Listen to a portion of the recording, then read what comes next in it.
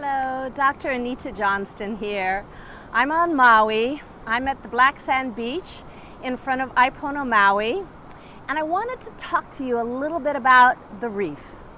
Because here in Hawaii, the eel lives in a hole in the reef in the ocean. And the lobster makes its home at the mouth of this hole. Now this is a fantastic arrangement for the eel because it has a lobster on its doorstep keeping an eye out for predators. But it's a much more complicated relationship for the lobster because eels eat lobsters.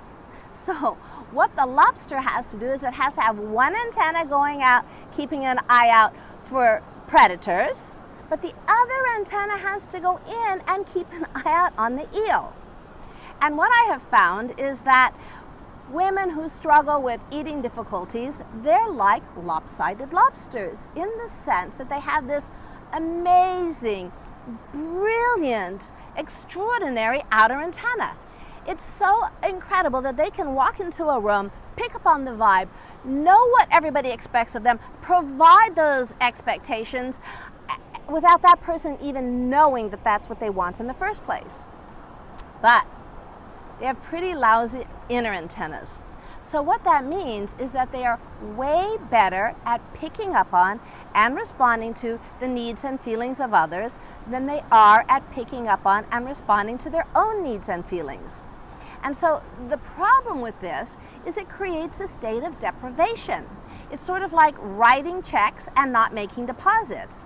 And so when you have this ongoing perpetual state of deprivation, it starts to feel like hunger, and it actually is a hunger, but it's not a hunger for food. And here's where the wires get crossed, because you start thinking, oh, the problem is my appetite, or I want food too much, or if I start eating, I'll never stop, because it's a different kind of hunger that's trying to be fed. And so what has to happen is you have to put that outer antenna on automatic pilot. It is going to serve you the rest of your life. But now it's time to develop a stronger inner antenna so that you'll have some balance. And you do that a number of ways. One is it's by tuning in, so that you tune in and you develop proprioceptive awareness. This is learning your hunger and satiety signals in your body. You tune into your body. And then another way you do that is by changing the questions you ask yourself. So that rather than saying, oh, what's she going to think if I say this? Or how is he going to react if I do this? Or what do they think about the way that I'm handling this situation? You ask yourself, how do I feel about what he just said? What's my reaction to what she did? What's it like for me being here with these folks at this point in time? And so that you're tuning in, and you're tuning into your needs and feelings as well as the needs and feelings of others. We're not talking about acting as though your needs and feelings are more important, simply equally as important. And as you do that, you develop balance.